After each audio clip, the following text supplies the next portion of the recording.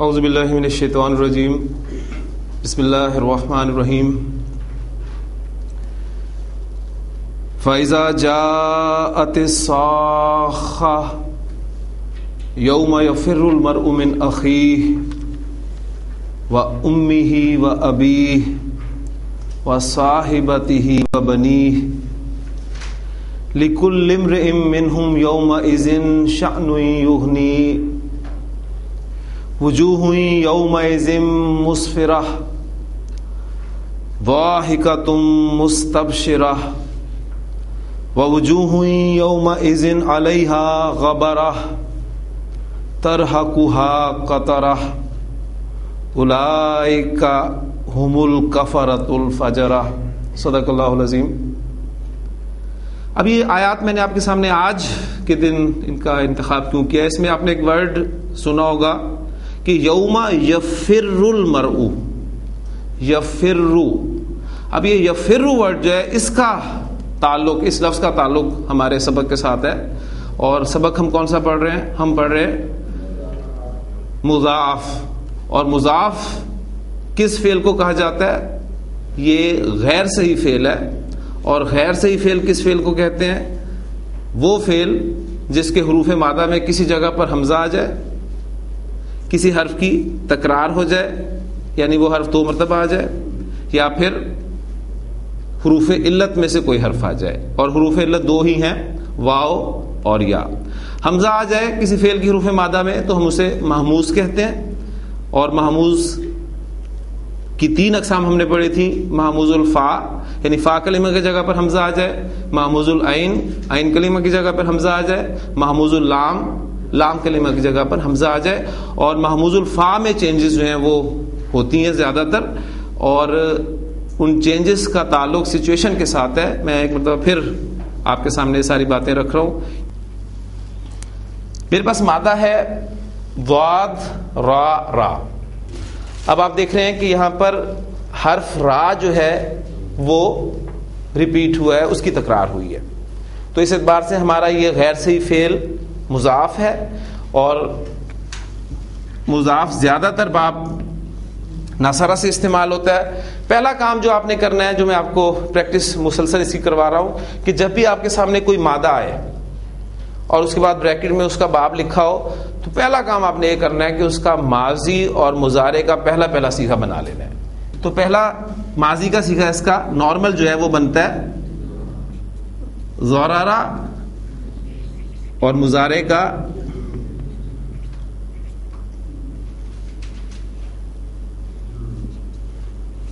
یضرر، ضرر یضرر، ضرر یضرر۔ اس کے معنی کیا ہیں؟ ضرر ہم اردو میں استعمال کرتے ہیں، کیا معنی ہوتے ہیں اس کے؟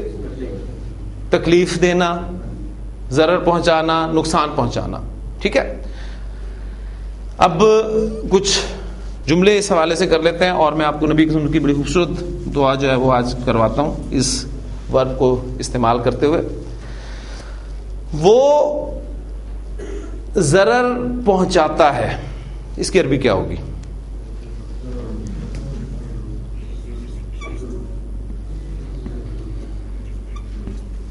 یضر، وہ ضرر پہنچاتا ہے، ٹھیک ہے۔ زید ضرر پہنچاتا ہے، یضر زید، زید ضرر پہنچاتا ہے کیونکہ زید فاعل ہے، اس لیے حالت رفع میں آئے گا۔ لا یضر زید، زید ضرر نہیں پہنچاتا۔ اب میں فاعل چینج کر رہا ہوں، صرف زید کی جگہ پر میں ایک اور فاعل لا رہا ہوں۔ لا یضر شیء، پہلے زید فاعل تھا، اب شیء فاعل ہوگی، تو کیا ترجمہ ہوگا؟ کوئی چیز ضرر نہیں پہنچاتی۔ اب شیء نکرہ آیا، اس لیے ہم اس کا ترجمہ کر رہے ہیں کوئی چیز ضرر نہیں پہنچاتی، کوئی چیز تکلیف نہیں پہنچاتی، کوئی چیز نقصان نہیں پہنچاتی، ٹھیک ہے۔ تو حضرت عثمان رضی اللہ تعالیٰ عنہ سے ایک روایت ہے، مشکات میں یہ حدیث ہے کہ نبی صلی اللہ علیہ وسلم نے فرمایا کہ جو شخص صبح شام تین مرتبہ یہ دعا پڑھ لے تو اسے کوئی چیز ضرر نہیں پہنچا سکتی. وہ دعا کیا ہے؟ اب اس دعا کو میں کمپلیٹ کر لیتا ہوں.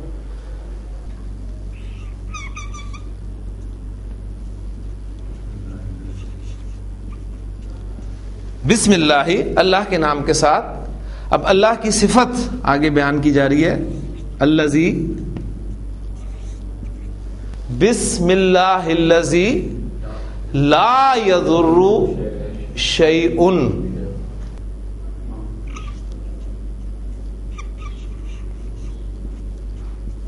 مع اسمہ.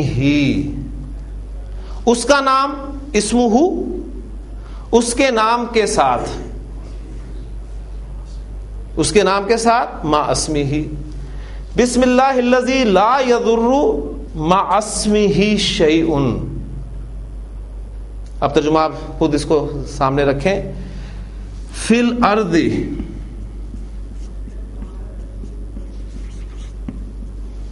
اور وہ چیز کہاں ہو سکتی ہے؟ زمین میں. بسم اللہ الذی لا یضر مع اسمہ شیء فی الارض ولا فی السماء.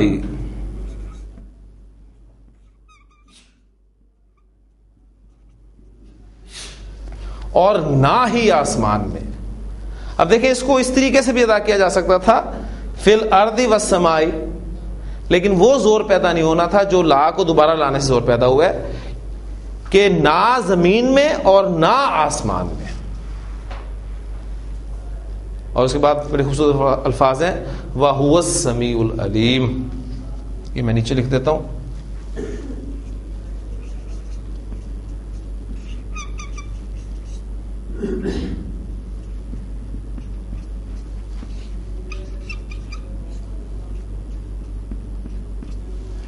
اور وہ السمیع العلیم ہے.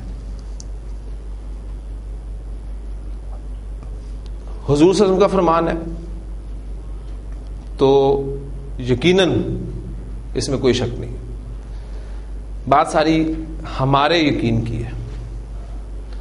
جس درجے میں ہمیں یقین ہوگا اس درجے یہ دعا اثر کرے گی.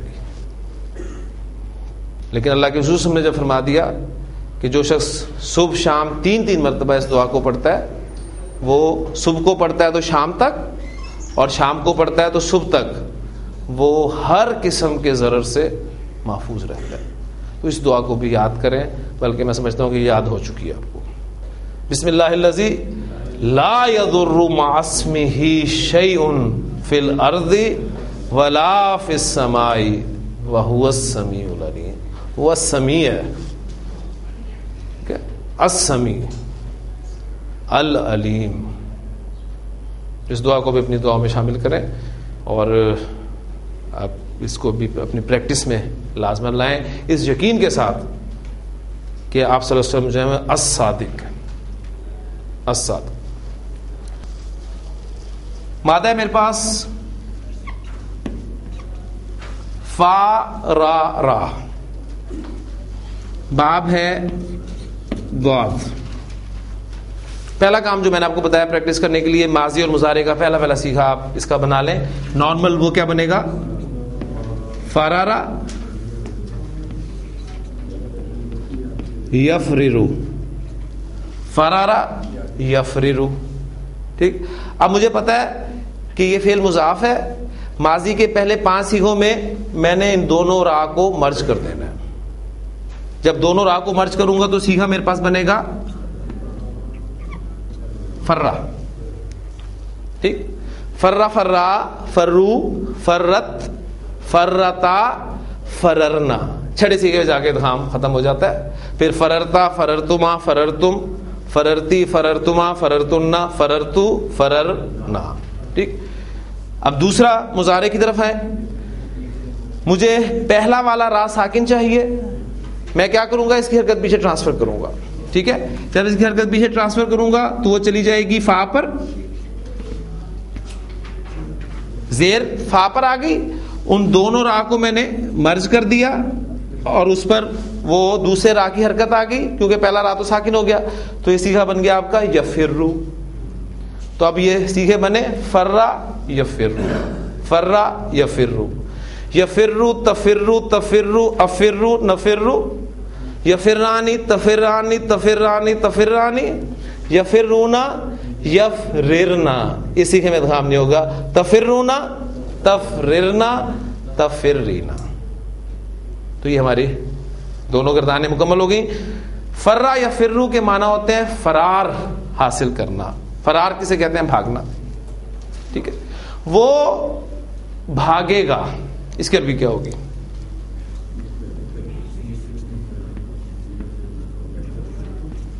یفرو، وہ بھاگے گا.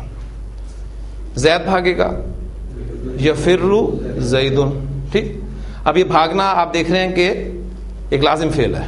ٹھیک ہے، زید بھاگے گا. آدمی بھاگے گا، یفر الرجل، جو ہمیں آدمی کی عربی ہمارے علم میں ابھی تک ہے وہ ہے یفر الرجل، آدمی بھاگے گا. لیکن آدمی کے لیے ایک اور لفظ بھی استعمال ہوتا ہے عربی زبان میں،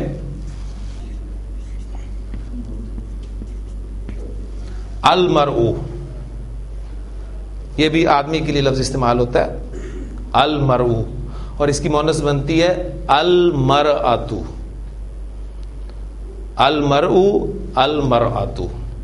قرآن مجید نے آدمی کے لیے المرء کا لفظ تو استعمال کیا ہے، لیکن عورت کے لیے المرأۃ استعمال نہیں ہوا، بلکہ وہ ایک لفظ حدیث میں استعمال ہوا ہے.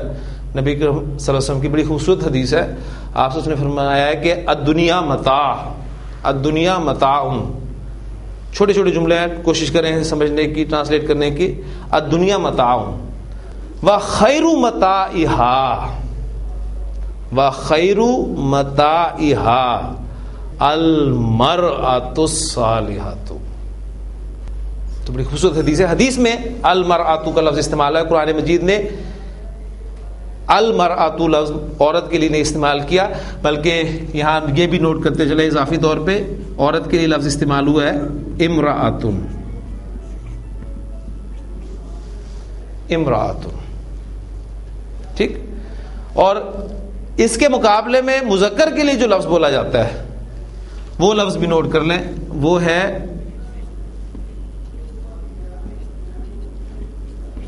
امرؤن.